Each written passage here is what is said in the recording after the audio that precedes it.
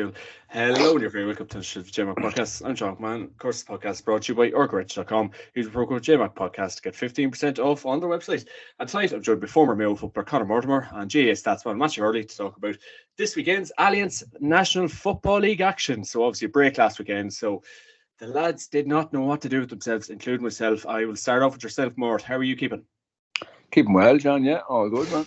Chipping away, busy. Life is busy, working, club football, and kids, and yeah, just busy, man. And keeping chipping away. You know what I mean?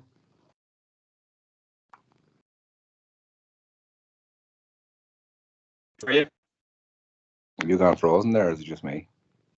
Yeah, all good. Can you see me there now? All good? Yeah, happy, yeah. Matthew, all good, Matthew. How are you? Yeah, all good.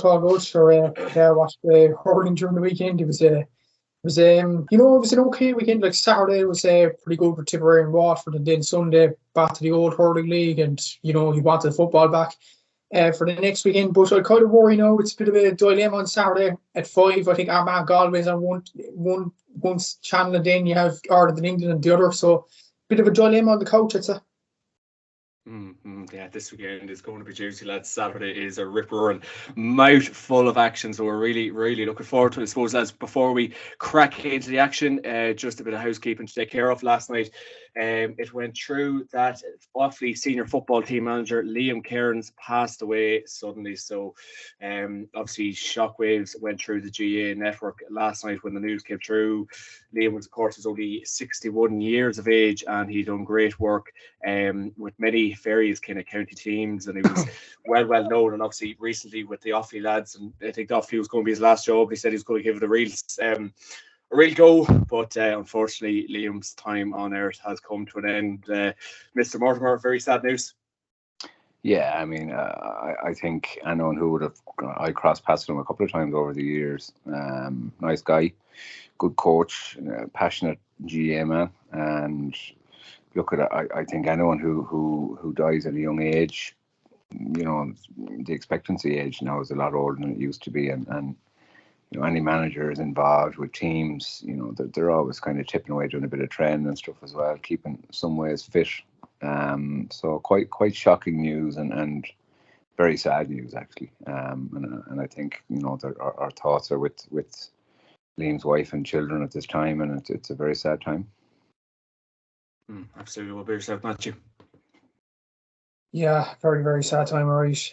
You'd remember it even a few years ago with his Tipperary team that I was close down to Cork Tipperary games down through the years. That shock that Tipperary beat Cork in 2016, first time since 1944. They beat them, and he was the sort of coach that gave the belief to the Tipperary players that you can do this. And then against Galway in the quarterfinals, beat them in Croke Park, got to an All-Ireland semi-final where they came very close to Mayo as well. So he did an absolutely outstanding job at Tipperary, outstanding job at Limerick as well. Broke stranglehold there as well. And Offaly, he was doing good work there, doing relatively well in Division 3. The players had a lot of respect for him. You could hear from Michael Doiglan's mention on RT this morning, on Morning Ireland, that it's shockwaves throughout the Offaly GA community. I can't imagine what the Offaly players would be going through this morning or the next week or so, as well as family, of course, as well. And yeah, it's a truly tragic time to die at such a young age, at this day and age.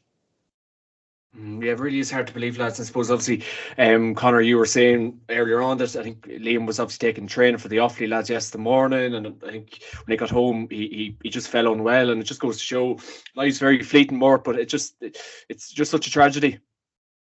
It is, and for the players, as mentioned there, I mean, it's you're training with your manager one day and he's not there the next, and that's it's not going to be easy for them guys to get over. You'll find good managers form very tight bonds with players in a quick time.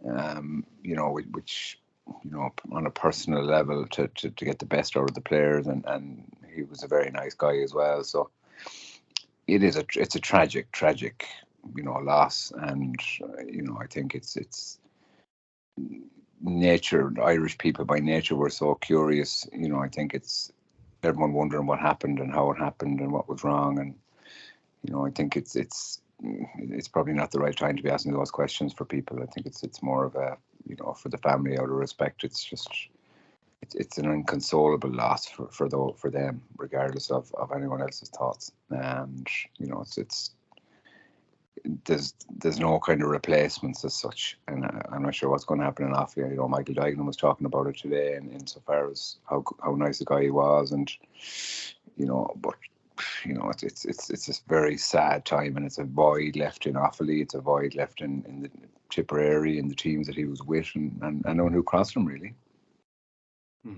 Absolutely, that's great tributes. And Liam Kearns, rest in peace. You will go down as a GA legend, and our thoughts and prayers are with the Kearns family at this very, very difficult time.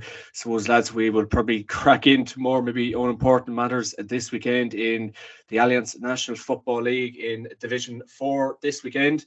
On Saturday, you have Carlow and Sligo in Netwatch Cullen Park at 5 p.m. You have Waterford against London in Lemmy Bryan at 5 p.m. and then Wexford v Wicklow in Chadwick's Wexford Park at 7 p.m. And then in the last game of Division 4 on Sunday, you have Leitrim against Laois in Avant Money Park Sean McDermott at 2 p.m. And then we'll move on to Division 3 action on Saturday. You have Antrim against Cavan in Carrigan Park at 2 p.m. You have Fermanagh against Westmeath in Brewster Park at 6 p.m. You have Tipperary against Offaly in FBD Semple Stadium 6 p.m. and then Down against Longford in Park Esler at 7 p.m. So all games to look forward to this weekend. And I suppose we'll touch on to Division 2 action this weekend. You've Meath against Dublin and in Park Talton at 3 p.m. and it'll be live on RT2. So it's Matthew Hurley. It's a real rivalry for the ages. The games haven't been really there in the last while, quality-wise. But look, a game to look forward to this weekend, no less. It'd be interesting to hear, actually. I haven't looked this up personally, but when's the last time the Meath actually welcomed Dublin to Park Talton? Because it's going to be an absolutely momentous occasion for them being players. I'd imagine the whole Meath crowd will definitely be behind them to cheer them on and all that, and it'll be definitely a momentous occasion, no matter how well they're doing in the league. Like it's not often that the Dubs travel outside the county, travel outside to Park Talton, so it should be a very, very hostile atmosphere. If anything, like the Dublin fans that I've spoken to are not looking forward to this game in general. Like for one thing, they're not performing particularly well, and for secondly, Meath will be up for it. They'll throw a few punches at start, no doubt about it. But in terms of where they are at the moment, still I'd have to back Dublin still to come out this game winning it. It should be a very interesting game though. Like we've seen Dublin over the last few weeks. The only game they've been really comfortable in is against Limerick. Like Cork put it up to them, Derry, Clare, and Kildare as well, the other Leinster rivals. So it's going to be a very, very tough game for Dublin. And a problem for Dublin. A problem for Dublin, I suppose, they haven't scored enough goals. Like you look at their only goal scorer from play, I think, in the entire league is Brian Fenton, and he's got 2 goals. So it's going to be very difficult. If Meath, packed the defence, I think it could make for a very interesting viewing. And you look at Meath's scoring threat, they have one of the most potent goal scorers in the entire National League, never mind Division 2. So it's going to be a very interesting game on Saturday. Yeah, I suppose obviously Dublin going into this game, Matthew, as you said, they haven't been in good form. So is this the game where we maybe see Dublin get back to themselves? I know we've seen glimpses at the first half against Derry the last time out, but is this where we see maybe Dublin letting the shackles off? Well, I suppose it's going to be difficult to see if they get the shackles off at all, because it's going to be still a hostile atmosphere. Like Meath haven't welcomed Dublin in years, so it's going to be as big a game for them as it is for Dublin. So it's going to be not that type of game where Dublin have to perform pretty football or anything like that. It's maybe a game for attrition just to get over the line. So I think we'll probably see, if we're going to see, Dublin at their free-flowing best, maybe it'll be in the Leinster Championship or possibly against Loudoun last day, but I don't think it'll be this game in a pitch, as tight as Park Talton, as hostile as the atmosphere is. I don't think we'll see Dublin at their brilliant best just this weekend quite yet. It's very welcome to Mr. Aaron Prendergast from GA Fan TV. Good to see you, my man. Yeah, good to be on, John. Good to be on. Sorry about being late. I was just doing all my research and preparation ahead of the monstrous Division 2 clash of Meath and Dublin. But no, delighted to be here. Great to be on, and looking forward to this weekend's games. Like a lot of good games to look forward to, and I suppose it looks like I'm right on time. Chatting with the Dubs. I was trying to not talk about them for. Yeah, absolutely, man. No, sorry, just before we jump on, just your thoughts on Liam Kearns obviously passed away. We were just chatting about it there a couple of minutes ago. Yeah, no, like I pass on my condolences, all my thoughts. I'm sure you lads have already mentioned it, but yeah, no, like you couldn't believe it when you seen the news. Like I only seen it when I got up this morning, like, and it was just mad, really. Like, and I still nearly can't believe it, to be honest. Yeah, like what a legend of the game when you look at what he done, through his time with Limerick, Tipperary, obviously, getting that 2016 year. I think everyone kind of remembers it very vividly, remembers it inside and out. And he was only fresh in the job, fresh and awfully, and there was a lot of potential there. Like, and yeah, no, like it's very, very sad. And yeah, like unfortunately, I don't know, like it seems to be every couple of months in the GA we seem to get these kind of stories or these kind of news. And it's very disheartening for his family. And yeah, I pass on my condolences and to anyone connected at this time. Good stuff, Aaron. I suppose I'll ask you about the Dublin Meath game this weekend. What are you thinking? Yeah, excited for it. Like, I think it's a bit of a novelty with the fact it's obviously in Navan, it's away from home. Obviously, like, I think it's an interesting one because Dublin, a couple of weeks ago, I would have said that this was a real banana skin game, and it still is a banana skin game, but it's hard to know what level both teams are at. Like, did Meath overperform in their opening two games? They do seem to be very heavily reliant on goals. And I think when they're not getting goals, there is question marks whether they have the players who can kick, from 20, 30 meters out. I'm not entirely sure they do, especially with some of the injuries that they have and the likes of Shane Walsh, who's obviously out at the minute. Ronan Jones has been in now the side. Whereas from a Dublin perspective, like, yeah, like it's been very disappointing so far, especially performance-wise. Like, I don't know what it is about us, but I think it all just doesn't seem right at the minute. Like the opening 4 games of the league, we just about got over the line. We should have been beat by Clare, should have been beat by Cork. Kildare had numerous chances to beat us as well. And it just, it's just been very, very slow. And against Derry, it was strange because for the opening 35 minutes, it was like Dublin were back. It was like, it was the brilliant Dublin football that we've seen. And then in the second half, we just completely fell off a cliff. And to be honest with you, like, I watched the game back and I think, like, Derry didn't even play at their absolute best. If Derry had 20-30% better shooting that day, they would have beat us comfortably. It wouldn't have even been a contest going down the home stretch, So yeah, it's been very poor so far from a Dublin perspective, and it's hard to know where it's all gone wrong. Like, I think you look at Desi, like, and I think he's a legend of the game. Don't get me wrong, a legend of Dublin GA. He's done it all. He owes nothing to nobody, but I think there might come a time where he probably does have to step away at the end of the year, because I'm not entirely sure he's getting a tune out of these lads, if I'm being perfectly honest. And, you're looking at, he's been hesitant to introduce younger players, I felt at times. I know he's brought in Lee Gannon and Norcan O'Dell, but we seem very reliant on the same crop, which, like, fair enough, they delivered multiple All-Irelands and, great players and everything else. But I don't know, it just seems, we just seem to be way off, and maybe things will pick up towards the end of the year, but at this moment in time, anyway, I haven't been that impressed with Dublin so far. What about yourself, Mort? No, look, I'd agree with that. I think there's no question that Desi is not getting. I think the players do respect him. Yes, they do, but he doesn't have that presence that the previous manager had. I don't think the players have a fear of him like they would have had a Jim Gavin. But I think the biggest thing for me with Dublin in the past probably year, maybe 2 years, is they simply haven't got the caliber of player replacing the guys who are stepping out, who have been on those 5 or 6 All-Ireland teams. The quality of player, they just haven't got them in. And I know there's a couple of guys named there and stuff, but they're not close to being at the same level of these guys who were there previously. They haven't got the same strength and in depth in their squad. They're just not as strong a team as they once were, and I think that's just the reality of it. Now, obviously, they haven't been great in their few games of Division 2. I do think, I think Paddy Andrews said it on a podcast last week. They struggle when teams play kind of chaotic football. Dublin have a structure, and the kind of structure they've always had. But when a team upsets that, and in fairness to Derry are probably ahead of everybody in terms of fitness and where they want to be at this time of year. Derry are playing every game like it's a bloody Ulster final or whatever at this moment in time. But I think I suppose positives for Dublin, if you look at their first half against Derry, they were very, very good. When they're in control and they have their structure, and regardless if the player isn't as good as others, they can still, if they all perform as part of that one structure, they can be very, very strong.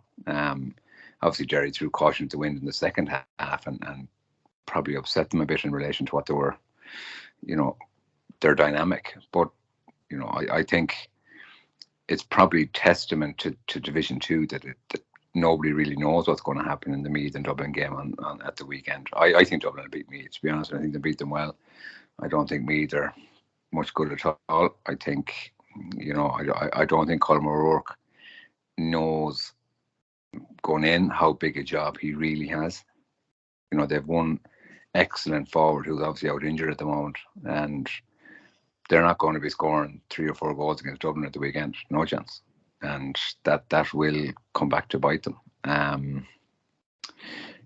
Dublin, it's probably a myth that people say when Dublin travel to away game. Dublin players love playing away, and supporters obviously like the crack as well. Navan isn't too far away, obviously. It's not a weekend or anything like that. But for the players to get out of playing at home all the time, it's enjoyable for players. And they're no different to any other team in Mayo or the Kerrys who are travelling away, although they haven't done it an awful lot in the last 9 or 10 years. But, to say, you wouldn't say it at this time of year going on their league form in relation to an All-Ireland at the end of the year. But, I've been talking about it to a few lads over the last few weeks, like, due to the standard of the game and teams in this year's championship, they'll be still in the top 2 or 3 when it comes to the end of the year. There isn't going to be a whole lot in it. And even thinking back to last year, again, I think it was Kerry in a semi-final. If there was 5 minutes left in that game, Dublin would have won the game. No question about it. Kerry would go on and win All-Ireland. They're the fine line, the fine margins. Very, very small margins for the likes of Dublin and these. But a lot of teams have a chance at 3 or 4 teams now, as opposed to just Dublin, I suppose, over the last 9 or 10 years. But it's a little bit more competitive this year. For me, it's due to the standard. It's not what it was. No.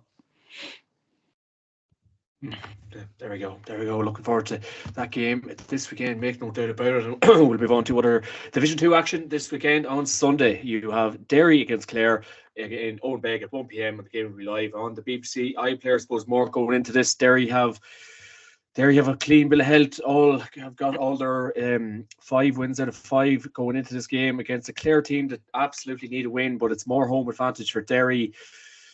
Probably can't look beyond Derry for this one, Mort. No, Derry are very hard to beat. No matter how good or bad they are at the time of year, they're very hard to beat at home. And Clare, whilst very hard to beat in Clare and a good football inside, and I don't mean it disrespectfully, but they haven't. If Derry, really want to go and win the game, they win the game by 7 or 8 points. There's no question. And Derry are at a different stage to Clare at this time of year, at this point in time. Derry are, his primary aim is to win the league and get promoted. There's no looking over their shoulder. And obviously, he'll have 4 aims at the start of the year: is to promote it, win the league, win Ulster, and win the All-Ireland. That's Gallagher's. That's the way he thinks. He's very straightforward thinking. But it's very difficult for the likes of Derry or any team, and Mayo are probably in this bracket as well, to keep their form that they have now all the way through to the championship. It's very, very difficult. Like they're going as hard as they can already in every game they play, which generally doesn't work out well closer to the end of the year. But going back to the actual game itself, Derry by 5 or 6 points for me. Yeah, it's hard luck by Derry this weekend, even though Clare are badly in need of points. I suppose we'll move on to Louth against Cork in RD at 1 p.m. Mr. Hurley, your thoughts out of this one? Yeah, going to be a very interesting game, and especially what Mal said last week in this podcast about this will be the massive test for Cork. Top scorers in Division 2, top scorers in the National League with 13 goals and 71 points, which is an incredible tally. But this Louth team, it's well drilled under Mickey Hart. And it will be a challenge for Cork to, bridge that gap. I would say Loud are severely, lacking quality coming into this weekend. Apparently Samuel Roy is injured, so that's going to be a big loss to Loud. But look at the trajectory of both of them. They're both on 6 points, both are safe. It's just about cementing third place in Division 2. And I think in that sense, it's a big game for Cork, because if we were third behind, let's say, Dublin and Derry, I would have snapped your hand off for that at the start of the year as a Cork fan. That would be unbelievable from Cork. Let's not forget Derry and Dublin are semi-finalists from the All-Ireland last year. And for Cork to just finish behind them, that'd be a brilliant achievement. But make no mistake about it, this is going to be a big, big game for Cork. I don't know on Sherlock's well-being. I don't know, is he injured for this game or not? Brian Hurley, Sean Powder, Chris O'Jones is hitting the lights out as well. So it'd be interesting to see how they perform against this Pat Loud defence. And it'd be interesting for the Loud point of view as well, how Darren McConnell will perform. Like, without Samuel Roy in the team, McConnell's on 12 points at the moment. He's done very well even since the club championship with RD St Mary's, where he was hitting the lights out in that championship as well. So it should be very interesting on both sides. You'd have to edge Cork towards it. But then again, like most of the fans down in Cork, they're staying very grounded, we've been at this stage in the past few seasons where 2020 prime example, we beat Kerry, then we lose to Tipperary in the Munster final. So, consistency is the big thing with Cork. And, look at John Cleary's games, 14 games. I think we've had 4 losses and 3 of those were against either Dublin or Kerry. So that's a bit of consistency that Cork can build on. And hopefully it'll continue this weekend. And, it's going to be an acid test for John Cleary and his team. Yeah, you would be confident for Cork, especially if Sam Roy is out injured, because he is the key marksman. And we'll move on to Limerick against Kildare in TUS Gaelic Grounds at 3:45 on Sunday. Aaron Prendergast, both teams really, really struggling in Division 2, and obviously Limerick are down the services of Ray Dempsey, and Ray Dempsey stepped away from the role last Friday. So Limerick are not in a good place. Kildare's not in a good place. It's hard to know what way this game is going to be like, Mr. Prendergast.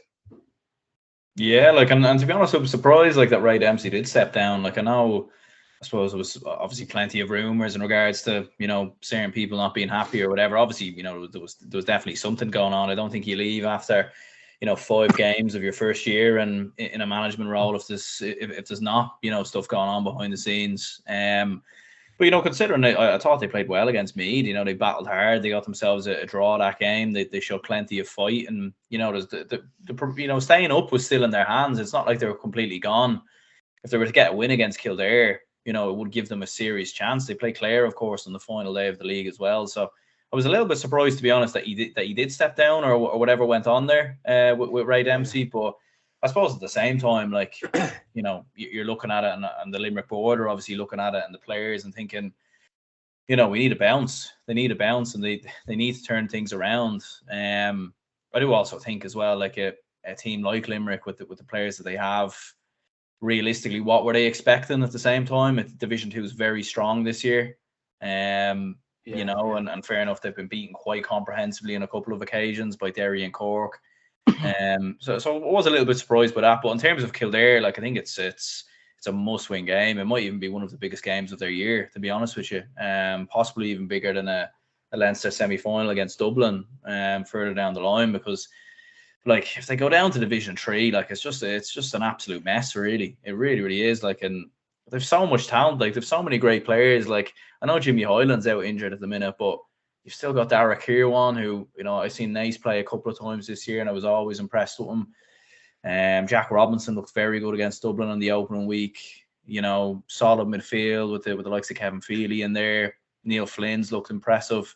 Daniel Flynn, as we said, on his day, can do anything with a football. So it's very strange to know what's happened with Kildare. To be honest with you, you nearly wouldn't have been surprised if there was a change in management there as well. Both these two could have been both going in with new management maybe. But that's what I was thinking.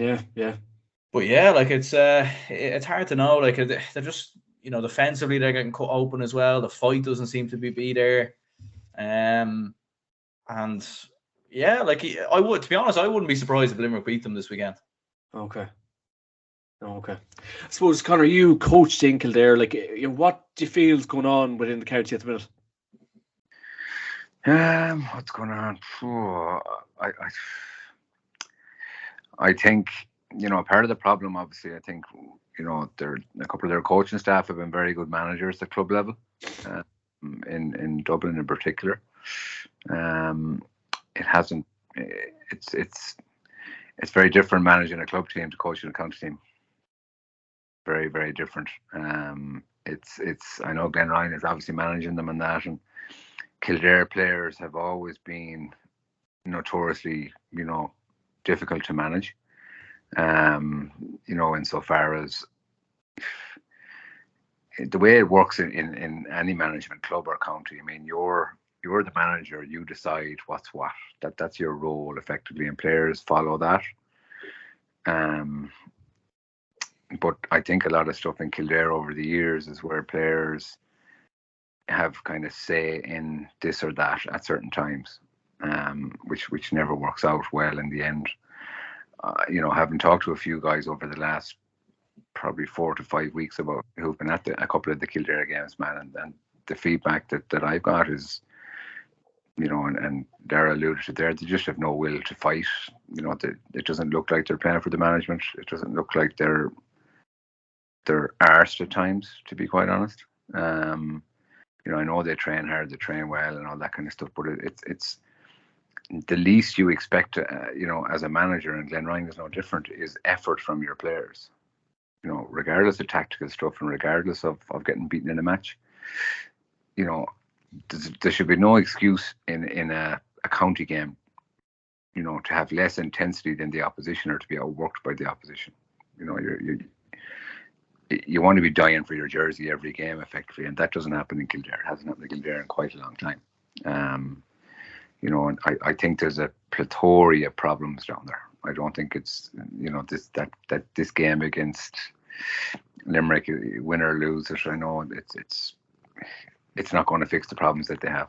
I don't think they've loads of talent, and they've had loads of talent for quite a number of years. But just when it comes to it, the likes of Flynn and that, very, very good player, but is his head really in it?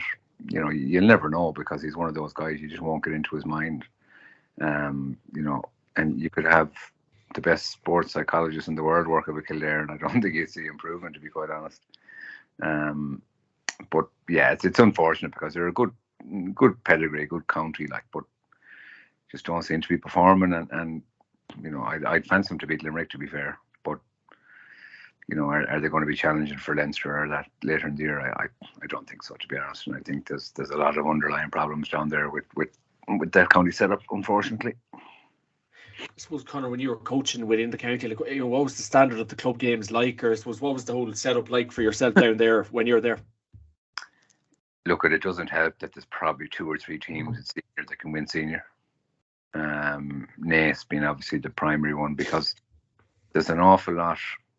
Naas is a huge town, huge town. There's a furore of outside people living in Naas. Load of jobs, from various parts. It's a hugely built up, they have a huge pick, effectively. There's 2 or 3 clubs outside Naas, the likes of Edenstown would be one of them, where players who live in Naas, but probably won't get near their first team, so they play with another club that are outside the town. It's that big. We were intermediate down our side, and look, at the standard isn't great, to be honest with you. Okay.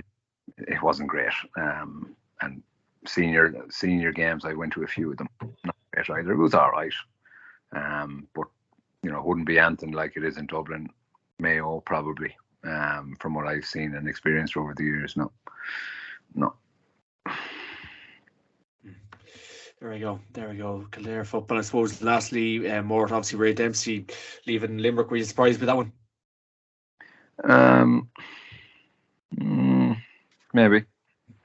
Maybe not.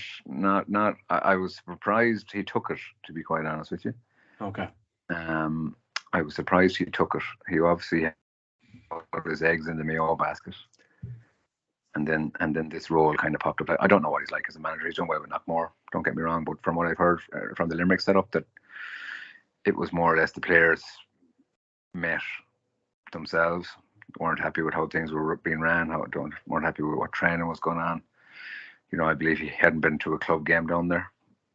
to look at players, you know, which isn't good particularly. It's not your first year at that level. And he met with the players then, and obviously the decision was made by the players that, you know, this isn't for us or whatever like that, and obviously he resigned then. But you know, it's a cutthroat business. I mean, that's it, and it's not even about results in those places. It's about getting the players to play for you. And even if you lose games to a few teams and your players are playing for you, you'll do the season or maybe two. But 5 games in, you know, I think one of the lads alluded to it there, like Division 2 is very competitive this year. Yeah. Not losing to any really bad teams, like they're all fairly good teams, you know what I mean? Uh-huh.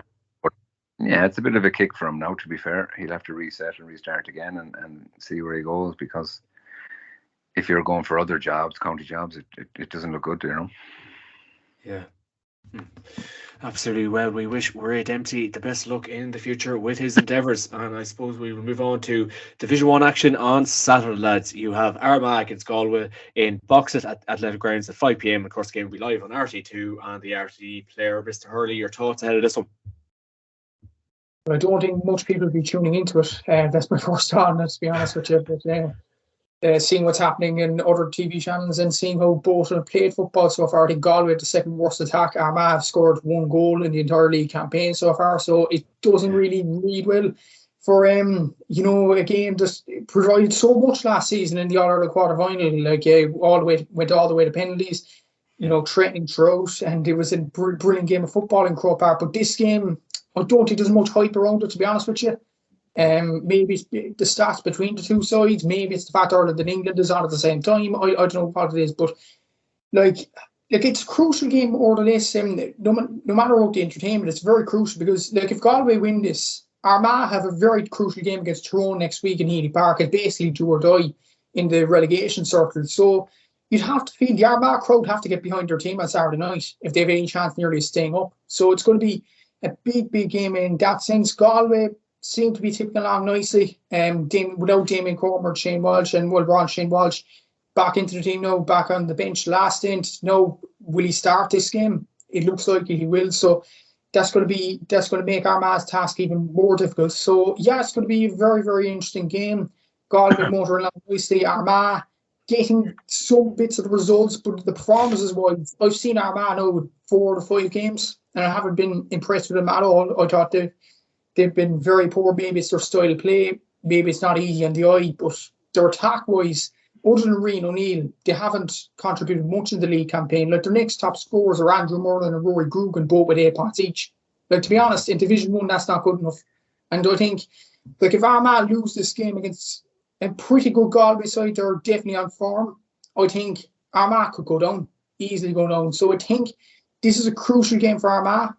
And easily Armagh could get the crowd behind them and win this game. But from the outset, I think it looks as if Galway will carry on their form and win it. So it's going to be a big game in deciding who gets relegated.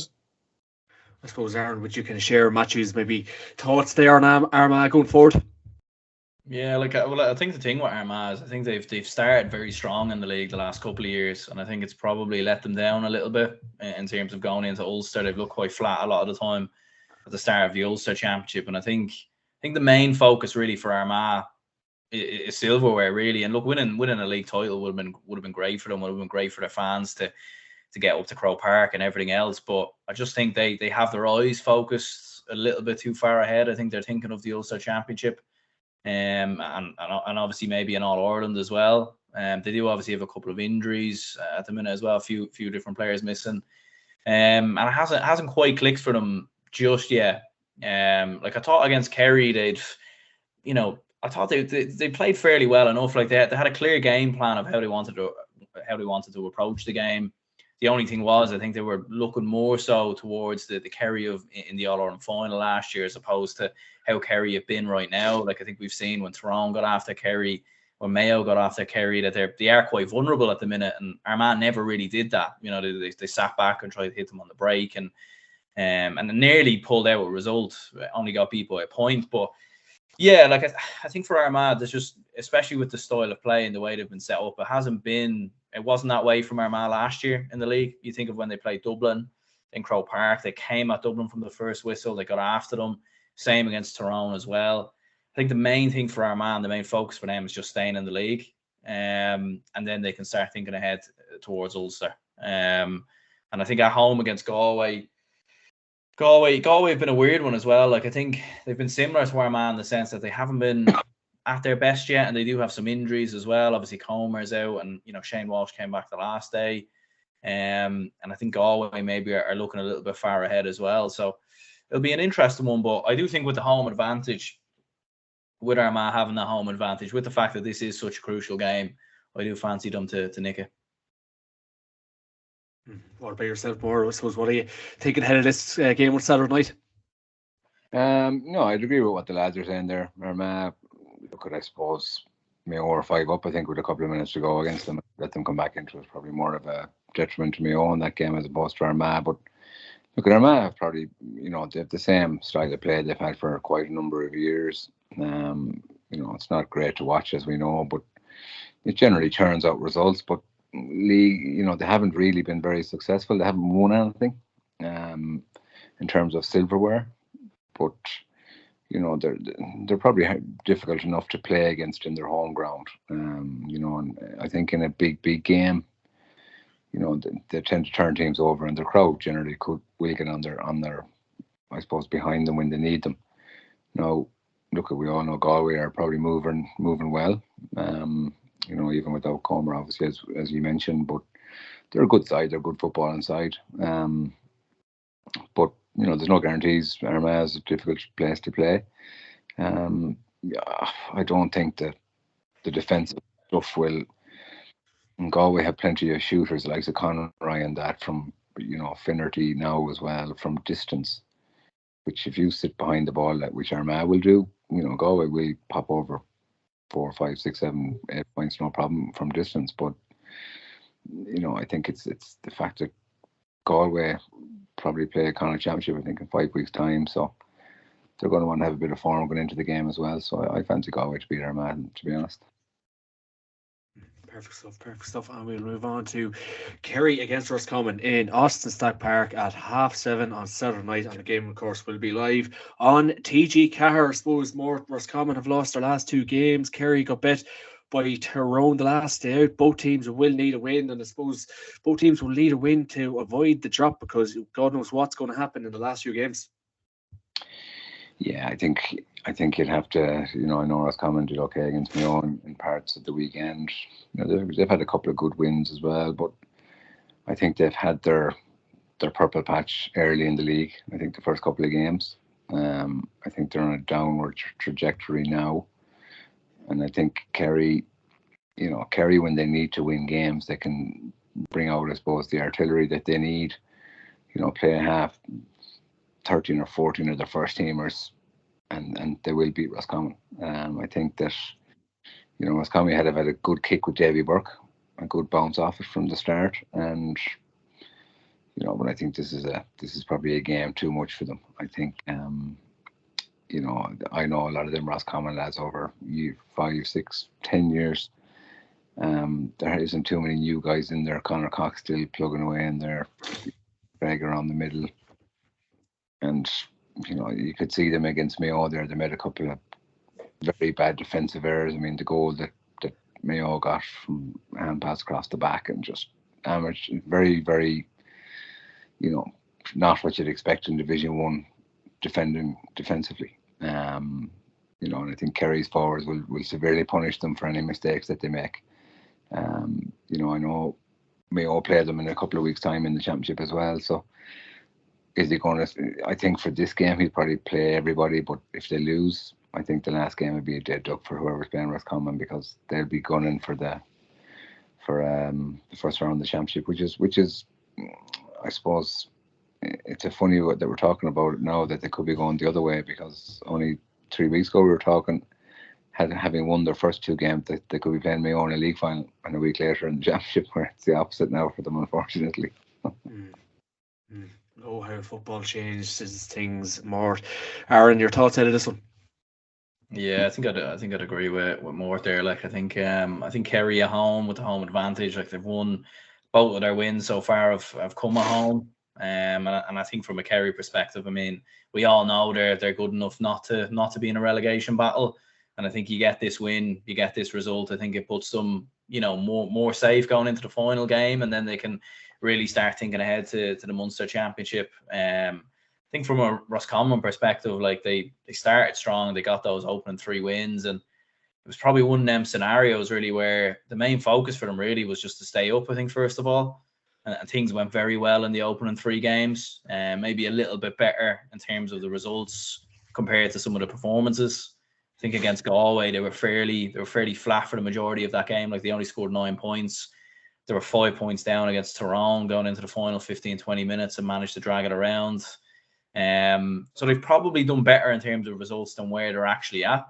I don't think we should take away that I think they're still a good side, and they've plenty of experience still in there, and then the Smith and the Murtas, and you've had some new lads come in like Ben O'Carroll, who's kind of added another dimension to the team, and a few under 20 players coming in. So they do look like a strong team, and I think they have definitely improved from last year.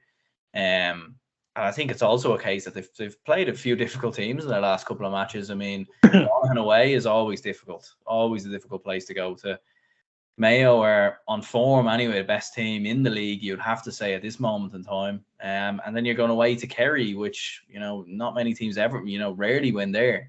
So I think it's been a tough run of fixtures for them as well. And I think, they played Donegal on the final day, which you'd expect them to win.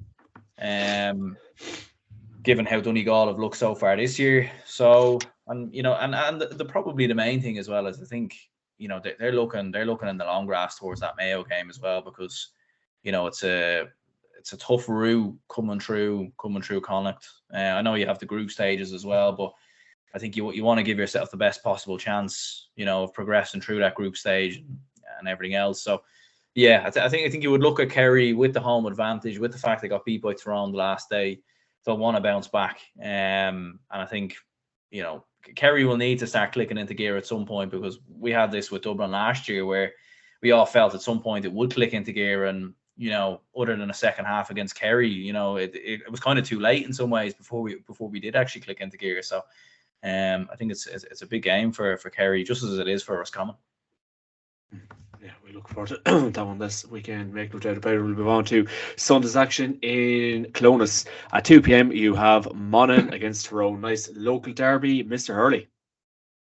Huge game, yeah. And you have to feel like the winners of this game are safe as houses in Division 1. Like, especially if Tyrone loses, they'll go into another Ulster derby next week against Armagh, so it's probably more crucial that they win it. But Aaron alluded it there. Monaghan's home form over the last few seasons, not just this season, has been pretty good, and Clonus is like a fortress there, and it will be again this Sunday. It's going to be a difficult assignment for Tyrone. I know they beat Kerry, but maybe it was telling the punters to shut up a small bit, and they got the job done against Kerry. In fairness to them, this is going to be a very different game though. Like, Monaghan, they're going to be up for this. They have very good attackers so far: Conor McCarthy, Micheál Bannigan, Jack McCarron, Sean Jones, Stephen O'Hanlon, all hitting the lights out, and that's not even mentioning Conor McManus. So they're definitely doing well without him. So Monaghan look very good at the moment. Roy Beggan is as good as he's ever been. Vinnie Corey seems to employing a system there at Monaghan. So it seems to be all looking good. Tyrone, like, it won't be the end of the world if Tyrone lose this game. All they have to do next week is, get back up the horse and beat Armagh next week at home. Let's not forget. So, like, it's still going to be a very, very big game. I would imagine it's going to be bouncing the whole place in Clonus, because it is a huge derby. It is a relegation scrap more than anything as well. And both these sides are actually facing each other in the Ulster Championship quarter-final. So maybe with the shadow boxing could be in play as well. So it'll be interesting to see this. But ultimately, you'd probably have to back Monaghan because of the home advantage they have. But look at Tyrone's form against Kerry. They could turn it on just like that. And I wouldn't be surprised if Tyrone turned them over either.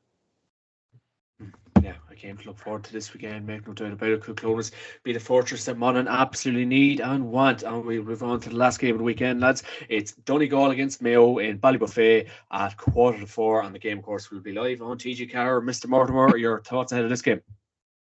Look, at form, we'll tell you Mayo will beat them. There's no question about that. Mayo have been the form team in across all divisions this year. Under new management, unearthed a lot of new players. Donegal, I suppose, have had a poor league. Obviously, McBrearty is a huge loss to them as well. Michael Murphy retiring as well, and you don't replace them guys overnight. Now, maybe not in previous years, but Donegal are notoriously difficult to beat at home. It's a hard place to go. I suppose over the last 10 or 15 years, and they're Donegal are a proud football team. They're proud football fans. They'll want to try and get a result for their fans, for their supporters, and they badly need a result. Yeah. But more so than Mayo. Mayo are pushing for a league final by winning this last game, if they're not in it already. So I do fancy Mayo obviously to win it, but the one thing I will say now, obviously McBrearty is injured, but Roscommon, Armagh have shown, I suppose, slight chinks in Mayo's armour at different stages in games. Not enough to win the games, but they show if you run at them, if you attack their half-backs, deliver a long fast ball and stop the supply going into O'Shea, that you'd have some success with Mayo. The one concern I'd have about Mayo is the fact that is what we're doing now our tactic for the full year. We haven't really changed anything from the first game to this game. It's kind of been very, let's attack, let's drive the ball into O'Shea, let's attack a little bit, I suppose, use our foot passing a bit more than our halfbacks running. You'd expect to see a few changes because teams will pick up on it, obviously, as the year goes on. But, I think it'll be an interesting game. And, I suppose, as Matthew alluded to a few minutes ago, that it's championship coming up in a couple of weeks' time. So will there be a bit of shadow boxing from Mayo's point of view insofar as are we going to keep playing? We've had a fairly set team now, mind you, for the first number of games. I think Tommy Conroy will probably start to get him up to speed. They're going to need him to have a big say in this year's championship, coming back from a cruise ship from last year. So I'd expect you to see 3 or 4 changes from the Roscommon game for Mayo, as opposed to the team that played the first 4 or 5 games. And I obviously fancy Mayo to win the game, don't get me wrong, but I wouldn't rule Donegal out as plainly as some people have. I've seen in newspapers over the last couple of days. I suppose, have you been impressed by Mayo's form, in the league? Mort, I suppose, obviously a lot of people saying, show the form of the championship, but are you treading on kind of caution with Mayo at the minute? Well, I probably wouldn't have your county colleague's opinion just yet, Mr. Johnson. In terms of going to win All Ireland. But look, you'd have to be happy where they're at. Obviously, Max Day I had Max Day as under 21 manager for years, and McHale, and they're good man management players. They're good guys, good around the squad, and he obviously has the playing squad performing for him. There's guys coming off the bench, there's guys going on and off, and they're all kind of adding to it. So yeah, you'd have to be happy with where we're at. We've won most of our games, drew a game. That theory of over peaking is probably always there. I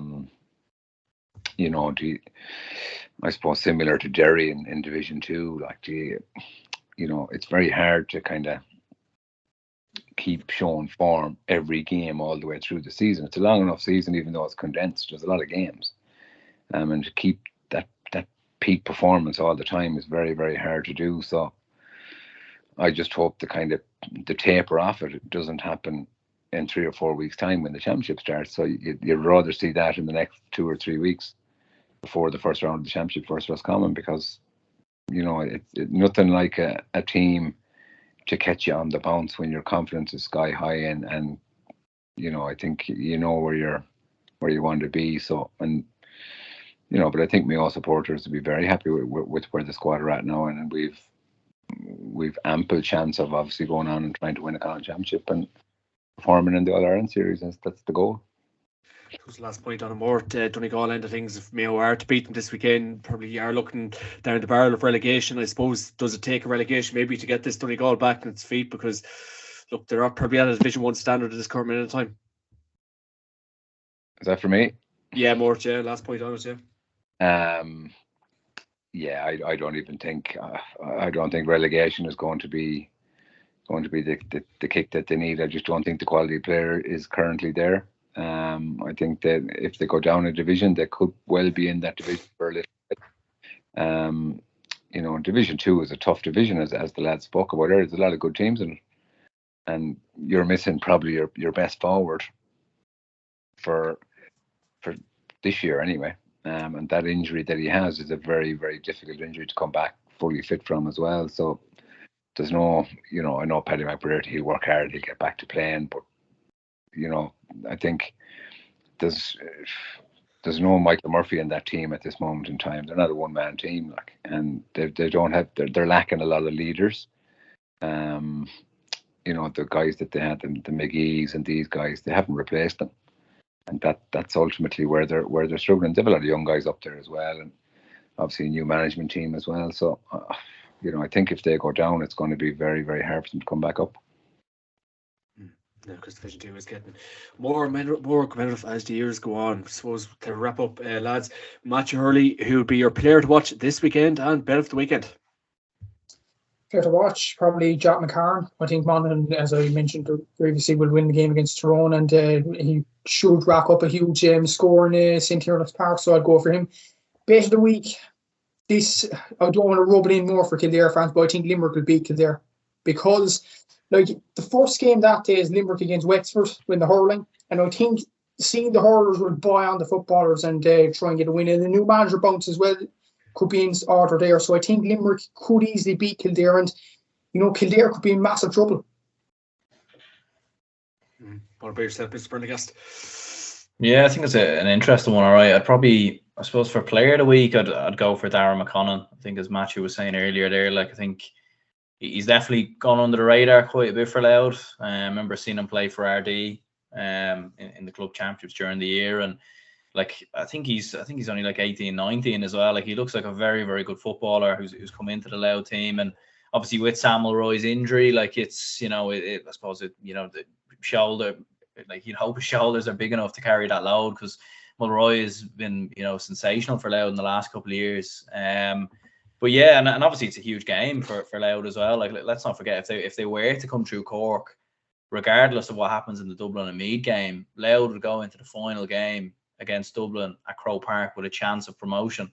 And that's quite incredible for a county like Louth, because if they were to beat Dublin, they'd actually end up getting promoted on the head-to-head. So yeah, I think for player of the week, I'd go with Darragh McConnon, and I think bet of the week is Louth to beat Cork. To wrap up, Mr. Mort, what are we thinking? Player of the week, I'll go for David Clifford. I think he's going to start this week, I'd imagine. Very original. I would imagine. Well, if you want to be unoriginal, we'll go with Tommy Conroy, because he'll start for Mayo, I'd imagine. Shane Walsh probably start for Galway as well. So there's a few there you can pick. I'm not a bet man. I'll have all my money spent in the Cheltenham, so I don't really I like football, to be honest. The bet of the weekend would be Donegal to beat Mayo, would you believe, odds wise? But I don't think they will. But you get good odds in it. There we go. There we go. Yeah. Absolutely. Lads, that's it. Brilliant stuff as usual. Thanks a million for joining me this week. And of course, this podcast is brought to you by orgretch.com. Use the code JMAC podcast to get 15% off on the website. Lads, enjoy Paddy's Day, behave yourselves, and we will touch base next week. Cheers, John. Look after yourself. Right. Cheers, John. Cheers, lads. Good to see you. Bye-bye. Cheers, guys.